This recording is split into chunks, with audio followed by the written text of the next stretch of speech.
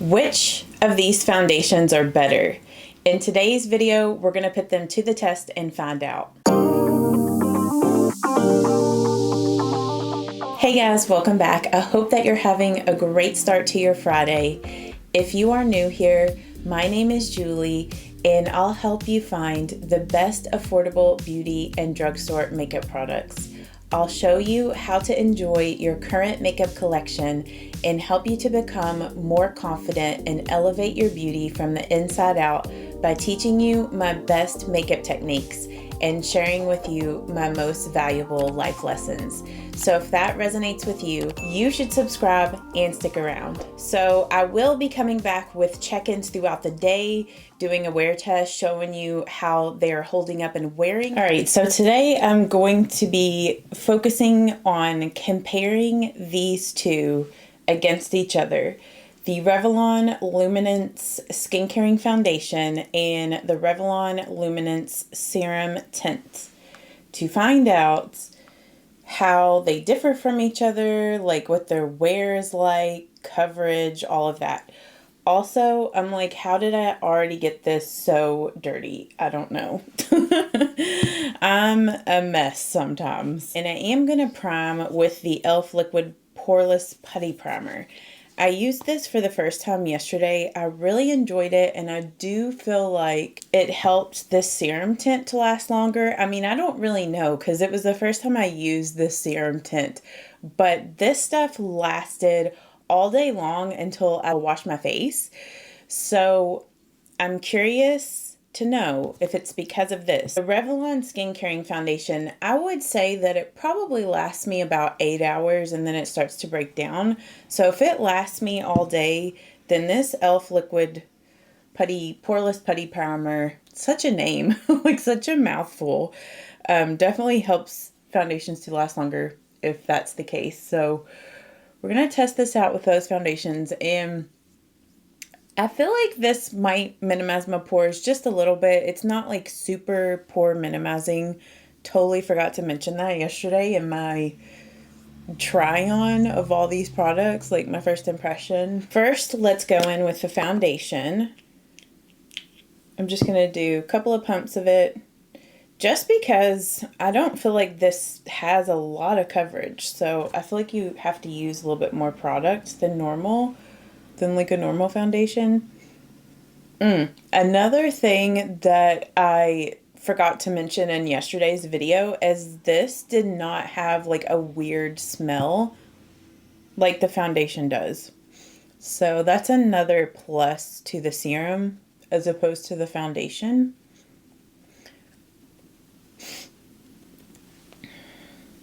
So I'm just applying this to the right half of my face.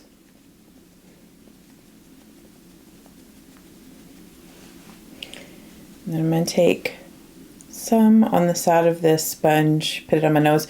The nose is probably going to be like a hard area to get it exactly half and half. So this was 2 pumps basically of the Skin Caring Foundation.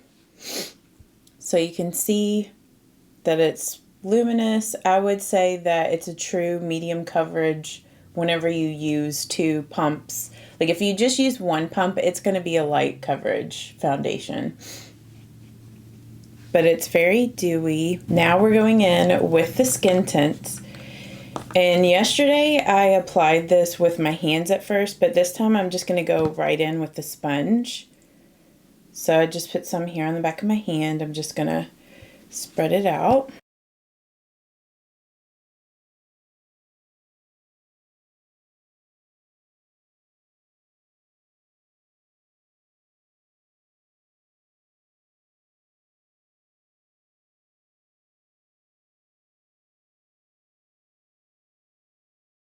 So, foundation, serum.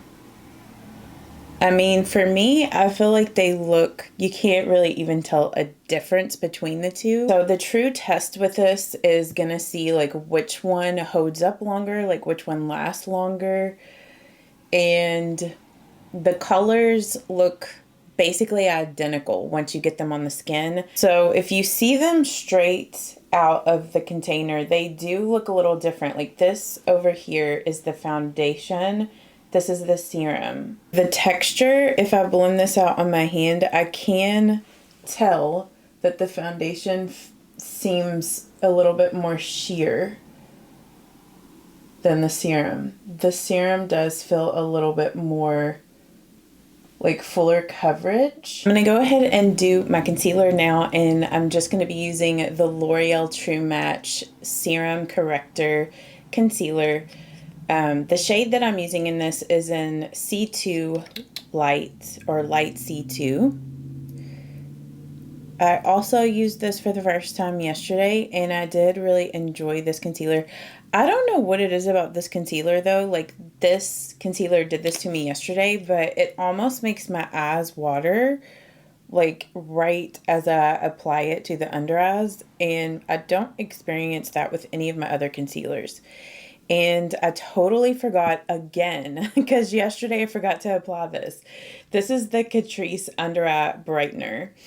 I think I'm just gonna apply the concealer and then go in with this Catrice eye brightener, since I already applied my concealer on the other eye.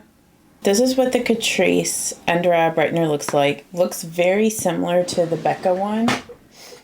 Like, I'm gonna get the Becca one out and take a look at both of these next to each other. Maybe the Becca one might be a little darker actually, or maybe a little lighter. This one right here is the Becca, and then this is the Catrice. I don't know. I feel like maybe my camera might be a little bright where you can see them there.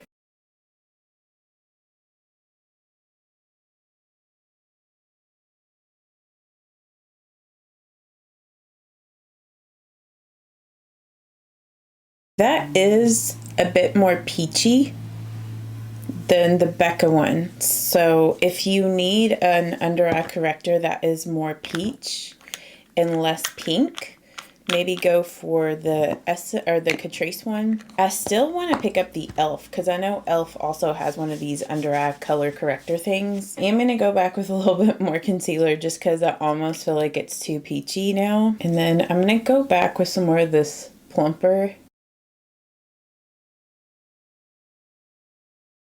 I'm going to set everything with a L'Oreal True Match Super Blendable Powder.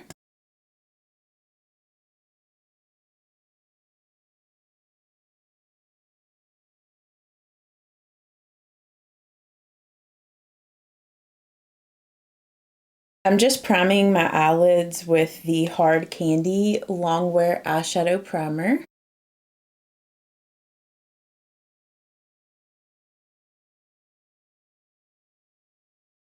I just like to go ahead and get my eyeshadow primer on so it can be drying before I do my shadow. I'm gonna go ahead and do my brows in the meantime. And this Maybelline Build-A-Brow, I was super impressed with this yesterday, and it lasted me until I took my makeup off at the end of the day.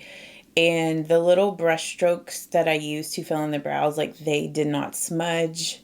They lasted all day long. So if you are into more of like a fluffy brow, or even like a more natural brow look, because this really looks like brow hairs when you use the pen side, then I highly recommend to get this and test and try it, see if you like it.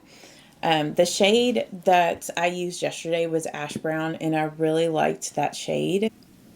But I like how you can go in and just lightly do extra little brow hairs on top, or like below, to give you more of like that fluffy brow. This would also be really great for people that, you know, like, your brows aren't even and you need to even them out, and just have things like look a bit more natural.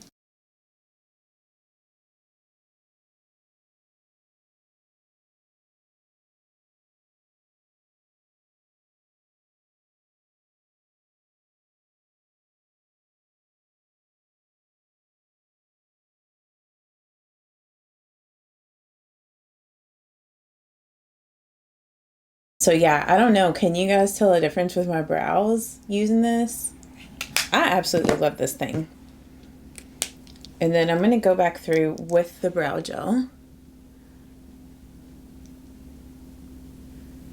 And just comb through.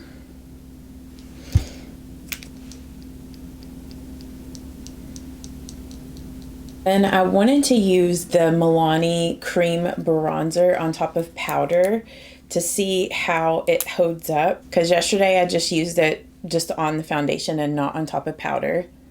Okay, I'm going to use this Wet n Wild angled brush. It looks like it's been through it. But I'm going to use that to apply this bronzer.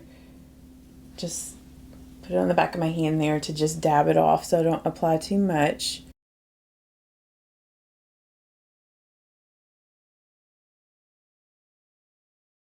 Yeah, that seems like it's blending just the same on top of powder. I think I applied just slightly a little bit too much there. And the color that I picked up in this Milani cream bronzer is in the shade Spilling Tea, which is the second shade. So it's like a step up from the lightest.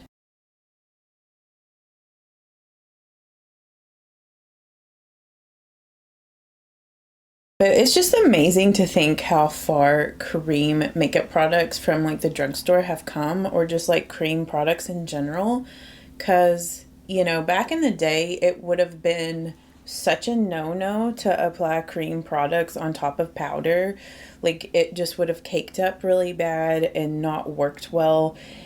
And in general, I don't feel like cream products lasted very long on their own back in the day. Like you would normally have to set them with like a powder or something if you really wanted the cream products to last, which in some ways kind of defeated the purpose of a cream product, in my opinion. It's just amazing how far makeup has come in the past, like just 10 years even. I'm going to use the e.l.f. Bronzed Bombshell today just because it matches my top perfectly. Just going to apply this to the back of my hand.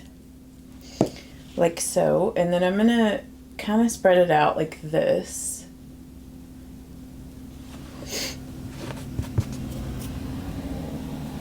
And then I'm going in with the Believe Beauty angled blush brush, and I'm just going to use that to blend that on my cheeks.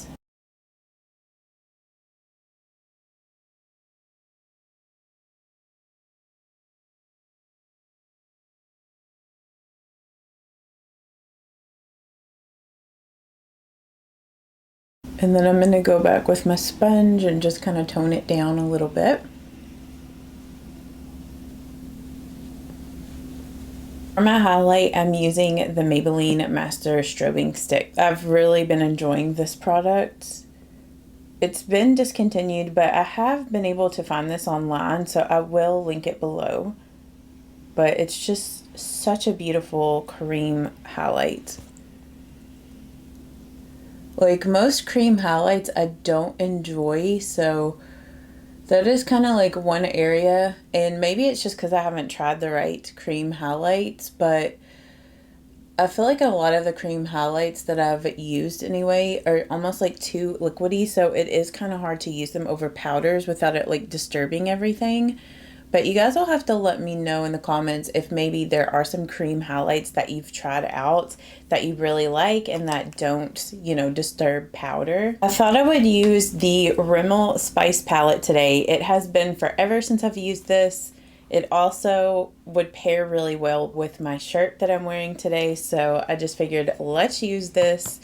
And this was one of those palettes that I was going to declutter from my collection, but then I was just like, why would I declutter this? This is like one of my favorite warmer palettes. Use this shade here in my crease, and I'm applying this with my Morphe M441 brush. This is a pretty, like, fairly pigmented shade, so I'm just trying to use it really lightly and not go too overboard with it.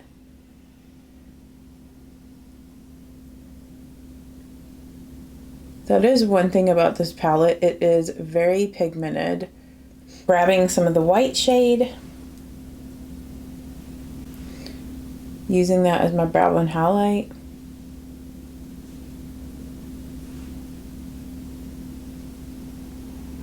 So I'm going to grab this, use it in the outer V. One of those colors I just don't think to use because it's a little different than the other shades in the palette, at least when you see it in the palette. Like, it looks a little bit more cool toned. Just using a flat shader brush to pat that right out here. Then I'm going to go back and blend. I'm grabbing just a little bit more of that shade on my Sigma E45 blending. And just gonna work that here in the outer V. Just kind of pulling it up and then taking it over.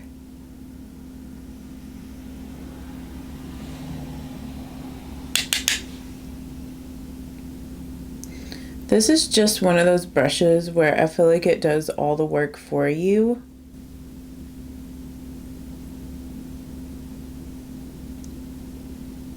On the lid, I'm going to use this shade here. This is usually typically darker than I would normally use for a lid shade, but I kind of want something a little smokier today.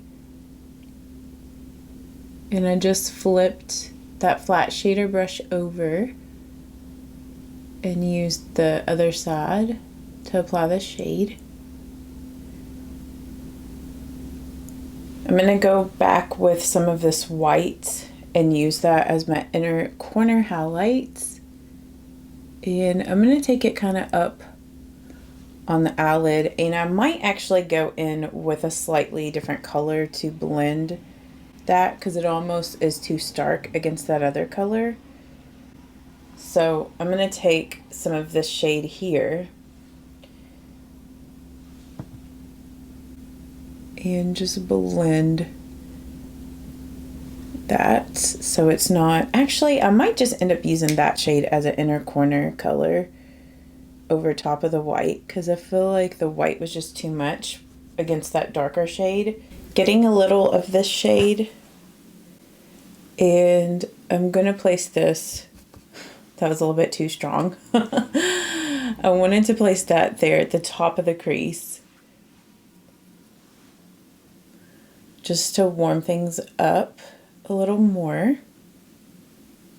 blend things out.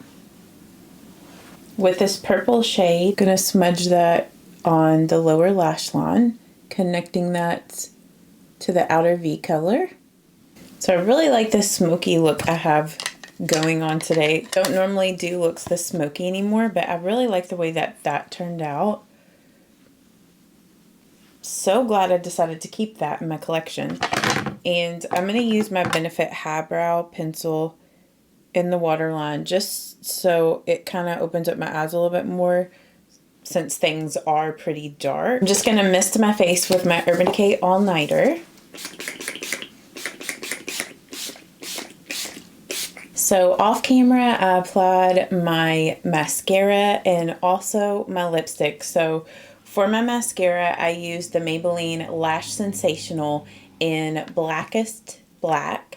And then for my lipstick, I used the Maybelline Color Sensational in Maple Kiss. So I'll be back in about 5 hours to do a check-in on the foundation and serum, see how everything's holding up. The time currently is 8:22. It is 2:09, so it's been a little bit over 5 hours, like 5.5 hours, or I don't know, it's getting kind of close to 6, but this is how the foundation, or the foundations, I should say, how they're holding up. And honestly, I don't really feel like either looks any different. Like, I feel like they're both holding up well. The only thing that I notice is on the side with the serum tint, I feel like these products are holding up better than on this side with the foundation. And I don't know if maybe it was just my application, if I've touched my face more on that side or what, but that's really the only difference that I see. Like, as you can tell, they are both very, very glowy and dewy. I'm back with my final check-in. 6:27, so it's been a little bit over, like just a few minutes past 10 hours of me wearing these two foundations. Honestly, I feel like they look exactly the same. I don't notice any difference at all. I mean, maybe the foundation has worn off a little bit more here, but honestly, it looks the same to me, really.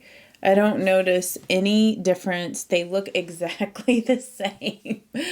So I would say if you already have the skin caring foundation, then you don't need the serum tint unless the scent of the skin caring foundation bothers you, because the serum tint doesn't have any scent whatsoever.